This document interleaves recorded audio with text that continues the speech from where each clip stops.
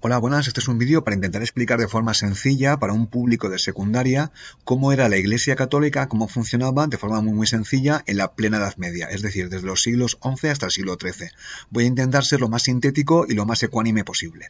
Bueno, a partir de aquí hay que hablar de Iglesia Católica desde dos visiones. Entonces podemos entender la Iglesia de una forma general, como la palabra Iglesia viene del griego ecclesia, que significa asamblea o el conjunto de todos. Entonces, si entendemos Iglesia como todo el mundo, pues tenemos a todos los fieles que siguen el cristianismo de rito católico. Ahí tenéis toda la Iglesia, pues tanto el clero como los fieles. O también podemos hablar de Iglesia Católica como una institución particular y podemos dar una visión clerical. Podemos hablar de la Iglesia Católica como el conjunto de los sacerdotes, de aquellos clérigos profesionales que viven de hacer los rituales de la Iglesia Católica. Los sacerdotes, básicamente, obispos, el Papa. Entonces se puede hablar de Iglesia Católica en forma general, todos los fieles, o con una visión clerical. Voy a hablar de la visión clerical de cómo funcionaban los sacerdotes en el mundo católico, que eran muy pocos pero muy importantes.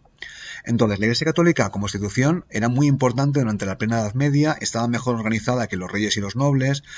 Los clérigos, sacerdotes, los obispos, sabían leer y escribir bastante bien, lo usaban para leer la Biblia y entonces dominaban el lenguaje escrito bastante mejor que la nobleza o que la realeza.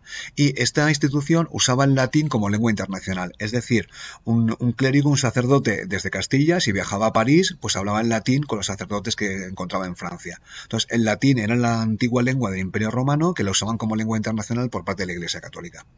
A partir de aquí, la Iglesia Católica he comentado que tenía mucho prestigio. Su prestigio era muy alto y entonces normalmente los clérigos seleccionaban a los jóvenes y las jóvenes más brillantes, la gente que se les daba bien leer y escribir o aquellos que veían que tenían más fe para ser sacerdotes.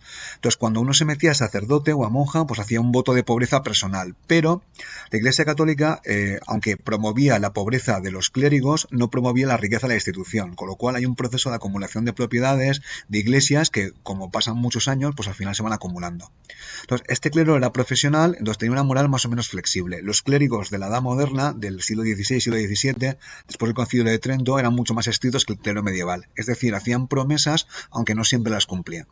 Bueno, a partir de aquí vamos a hablar de la estructura del clero secular, que el clero secular es una palabra para hablar del clero normal. Los tenemos aquí, ¿no? Aquí está el clero, aquí están los caballeros y aquí están los trabajadores, los laboradores. Entonces vamos a ver cómo funcionaba el clero normal. Entonces, la estructura del clero normal de la Iglesia, en forma de sacerdotes, pues tenía un triple nivel. En primer lugar, en Roma vivía el Papa, que era el jefe de la Iglesia Católica, que mandaba en principio sobre los obispos y los sacerdotes. Esto en teoría, porque en la práctica Roma se encontraba muy lejos, las comunicaciones eran muy malas y muchas veces el Papa no podía ponerse en contacto con los obispos o con los sacerdotes más alejados. Luego, en cada región, que en lenguaje eclesiástico se llama diócesis, el cura que mandaba era el obispo. El obispo es el jefe de los sacerdotes en una región. Y luego después en los pueblos, en las localidades, pues había pues sacerdotes, que podían ser uno o varios. Estos sacerdotes estaban en contacto con la gente más normal. Entonces tenemos el triple nivel, los pueblos con los sacerdotes, en la región de diócesis con los obispos y en Roma con el Papa. Entonces, hablando de los papas eran los máximos gobernantes de la Iglesia Católica, como ya he comentado, eran escogidos por las élites romanas, solamente en teoría lo votaban los cardenales y los obispos, pero como muchos cardenales ir a Roma suponía un viaje de meses o años, pues no iban. Y los papas eran elegidos normalmente por la nobleza romana, por las grandes familias de Roma. Entonces, los papas de la Iglesia Católica se caracterizan por ser bastante independientes del poder político, es decir, en Constantinopla los patriarcas estaban bajo la vigilancia del emperador. Como en Roma el Papa no tenía un emperador que lo vigilara de cerca, pues podían ser bastante independientes. Algunos de ellos, voy a citar solamente a uno como Gregorio VII, pues llegaron a ser muy influyentes y jugaron al juego de la política. Cuando los papas jugaban al juego de la política, a veces ganaban o a veces perdían. Muchas veces perdían porque no tenían un ejército propio. Bueno, esto los papas. Hablando de los obispos, que en inglés se dicen bishops porque lo hemos visto también en clase con ese nombre. Entonces, los obispos eran los principales sacerdotes en una región, eran los jefes de los sacerdotes. Entonces, normalmente los obispos, al ser una figura de poder, eran una figura muy interesante para la nobleza. Si tú tenías tu primer hijo, el primer hijo de una familia noble, heredaba el feudo. Pero ¿y qué pasa con el segundo o el tercero? Pues una solución, si el hijo tenía fe, o no tanta, o a lo mejor incluso aunque no la tuviera, era hacer la carrera eclesiástica y luego que fuera nombrado obispo. Y luego después, alguna gente normal, humilde, pues ascendía dentro de la Iglesia Católica, sobre todo si eran muy buenos, ¿no? Y ascendían de cura normal a canónigo en la catedral y luego obispo. Entonces, el obispado a veces llegaba a gente humilde. Y luego los sacerdotes, pues vivían en las iglesias, en los pueblos, y los sacerdotes estaban más cerca de la gente normal. Aquí tenemos dos imágenes de una película, técnicamente son monjes, pero bueno, también nos valen como imagen de sacerdote. Estos sacerdotes, al igual que los obispos y al igual que el papa, pues hacían tres promesas que no siempre cumplían. Igual que los estudiantes no siempre estudian. Bueno, esas promesas eran pobreza, vivir pobremente, obediencia, obedecer a los superiores, y castidad, que significa no tener relaciones sexuales. Algunos curas, algunos sacerdotes, se hacían sacerdotes pues al enviudar. Entonces, habían tenido relaciones sexuales antes, pero luego después prometían no tenerlas. Que las cumplieran o no, pues depende de ellos. Bueno, entonces, ¿qué hacía el clero? El clero regular. Pues bueno, el clero se alimentaba, tenía unos ingresos que era el diezmo, que era una décima parte de la cosecha. No siempre era el diezmo, a veces era un poco menos. Entonces, con esa parte de la cosecha, pues ellos vivían. ¿Y qué hacían en la vida diaria? Hacían los rituales religiosos, que para la gente de la Edad Media eran bastante importantes. Luego después los clérigos, los sacerdotes hacían de burócratas, de secretarios, de reyes y nobles, porque no os olvidéis que sabían leer y escribir y les resultaban muy útiles. También los clérigos hacían todo tipo de actividades asistenciales que no estaban tan desarrolladas como hoy en día, pero bueno, gestionaban graneros comunales, las escuelas, hospitales, escuelas no en el sentido actual, sino escuelas pues para enseñar a la gente a ser religioso, las primeras letras, los hospitales que eran sitios donde se iba a morir, la medicina era muy rudimentaria en esta época. Ese diezmo también se usaba para el mantenimiento de los edificios y también para el mantenimiento del clero. Obviamente algunos se aprovechaban de ello y usaban el diezmo para vivir bien o mejor que la gente normal. Entonces, otra función de los sacerdotes que es muy normal en la Edad Media es que cuando había un problema con los nobles o con los bandidos, los sacerdotes, que se encontraban como medio protegidos por el tema religioso, pues se enfrentaban a la nobleza, hacían de emisarios, redactaban cartas y un poco representaban a sus localidades. Bueno, a partir de aquí he hablado del clero normal, que son los sacerdotes, los obispos y el papa. Ahora voy a hablar de los monjes y los monasterios. El monacato a los monjes es una figura muy normal en la Edad Media. Hoy en día todavía existen. Entonces, un monje es una persona que puede ser sacerdote o no, pero bueno, supongamos que es sacerdote, que se quiere alejar del mundo para ser santo o para no pecar. Practican lo que se llama fuga mundi o la fuga del mundo. Entonces, estos sacerdotes al principio son eremitas, ermitaños, entonces vivían en soledad en las montañas. Obviamente su esperanza de vida no era muy alta, porque vivir en las montañas sin nadie que te ayude es básicamente pues arriesgarte a morir muy rápidamente, así que con el tiempo se agruparon en comunidades de chicos y de chicas. Hay comunidades mixtas, pero son las menos. Había comunidades de monjes y comunidades de monjas, y ellos se juntaban para pues vivir pues rezando y trabajando y para ser santos. Y luego los votos de los monjes eran más estrictos. También tenían los votos de obediencia, castidad y pobreza, pero se supone que un monje al alejarse del mundo pues los cumplía mejor. Ellos decían que los sacerdotes normales estaban demasiado cerca de la gente, y al estar cerca de la gente pues que cometían sus pecados. Bueno, a partir de aquí, ¿qué hacían los monjes? Los monjes tenían una especie de regla. Esa regla es cómo funcionaban, y esa regla venía del siglo VI, siglo VII, que significa ora et labora, que es reza y trabaja. Entonces los monjes en principio se pasaban muchas horas del día rezando, pues hora, pero luego también laboraban, trabajaban. Pues algunos cultivaban las tierras, copiaban manuscritos, hacían productos como licores, algunos eran boticarios. Entonces los monjes se dedicaban a su trabajo, que era rezar, y también a trabajos más productivos.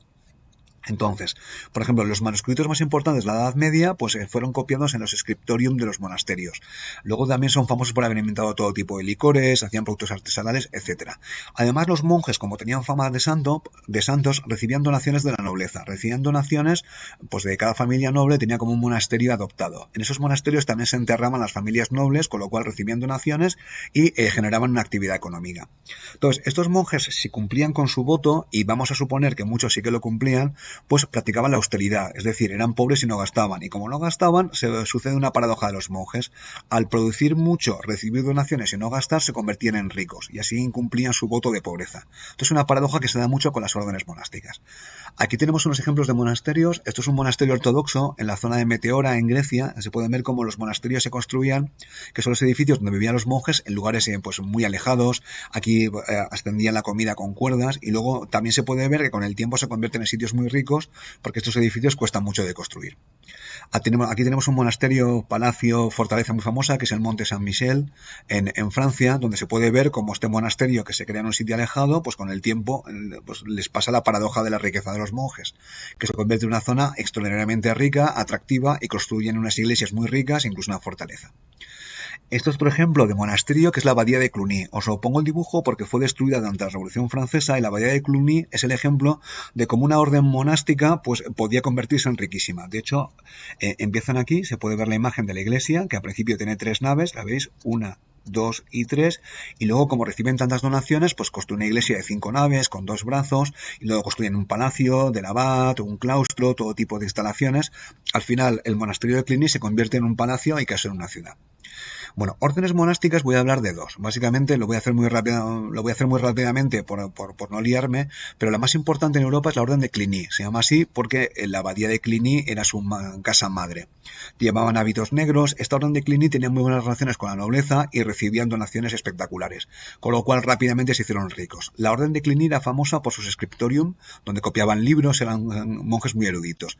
Luego aparece otra orden, que es la orden del Cister, le falta un acento, que vestían de blanco y acusaban a la gente de Cluny, a los monjes, de incumplir sus votos. Ellos decían que eran muy austeros, ellos trabajaban con las manos, cultivaban las tierras y, bueno, la orden del Cister, además de austera, aunque luego se les pasa como los de Cluny, también promovieron las cruzadas y la orden militar de los templarios. Bueno, aquí tenemos 2 imágenes de Cluny y el Cister. Aquí tenemos un monje de Cluny con hábito marrón o negro y aquí tenemos monjes del Cister con hábito blanco. Bueno, y voy a hacer una digresión, una especie de escapada para hablar de las monjas, porque las monjas tienen comunidades importantísimas en la plena Edad Media y también funcionan aparte. Estas monjas, muchas eran de la alta nobleza, gestionaban sus tierras, tenían tierras en propiedad, recibían donaciones y tenía igual de fama de santas que los monjes.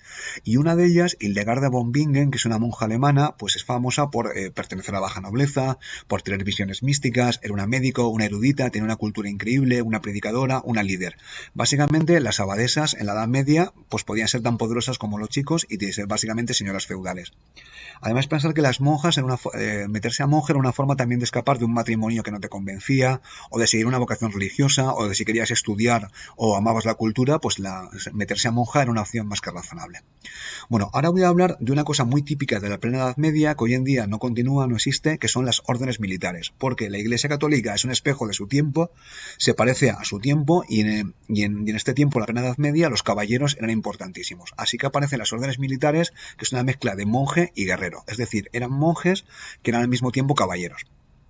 Entonces, hay 3 órdenes militares: los templarios, los hospitalarios y la orden teutónica. Los templarios, hospitalarios y orden teutónica son monjes de caballeros guerreros.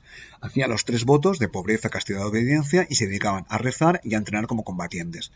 Los templarios son los primeros que con los hospitaleros nacen en Palestina durante las cruzadas y su primera función era proteger a los peregrinos, pero en poco tiempo se hacen muy populares, se apuntan muchísimos caballeros, quizás arrepentidos por las matanzas que habían cometido, quién sabe, ¿no? Y luego se convirtieron en tropas de élite que luchaban en las cruzadas y contra los musulmanes o contra los paganos, por ejemplo la orden teutónica. Tenemos que es la tercera gran orden, los templarios, los hospitalarios y la orden teutónica que estaba en Alemania. Eran tropas de élite. En algunos videojuegos como Assassin's Creed se los pone de forma muy negativa, pero tanto los templarios como hospitalarios como los teutónicos llegaron a establecer buenas relaciones con los musulmanes y con la gente que no seguía el cristianismo. Pero bueno, esto es una historia que si profundizáis probablemente pues aprenderéis más. Aquí tenemos una imagen de los templarios que vestían de blanco con una cruz roja. Los templarios es muy curioso porque su nombre viene de porque su sede estaba en la mezquita de Al-Aqsa. La mezquita de Al-Aqsa está en Jerusalén, está cerca de la mezquita de la Roca y como los templarios tenían su sede en el templo de Jerusalén, pues su nombre viene de ahí, la orden de los templarios. Según las leyendas descubrieron secretos místicos en el templo judío y por eso hay muchos autores de novelas pues que hacen pues muchas historias con ellos. Los templarios se dedicaron a las finanzas, se hicieron ricos y al final fueron ejecutados por el rey de Francia, al cual le hacía falta el dinero. La otra orden son los hospitalarios, que trabajan como su nombre indica, tenían una especie de hospital en San Juan de Acre, eran muy buenos guerreros, su hábito es negro y su cruz blanca, y se hicieron bastante ricos comerciando con el azúcar que venía de Oriente. Esta es una imagen de San Juan de Acre, que está en Palestina, ahí tenían su sede. Los hospitalarios recibían a los peregrinos que llegaban a Palestina, tenían una especie de hospital donde daban atención médica a los peregrinos. Aquí está la sala donde comían, las lámparas son modernas obviamente, ¿no? Pero en la sala sí que se observa que es una sala donde los caballeros comían, y este es el patio de armas donde entrenaban. Los hospitalarios son una orden militar que hoy en día continúa, pero obviamente no son guerreros, se dedican a los hospitales. Y aquí tenemos una imagen del castillo de Marburg, que era la sede de la orden teutónica, que estaba en Alemania. Actualmente este castillo es enorme, se encuentra en Polonia y era la sede de los caballeros teutónicos, que eran los caballeros, la orden militar que estaba en el norte de Europa. Bueno, espero que se haya entendido el tema y con esto he acabado.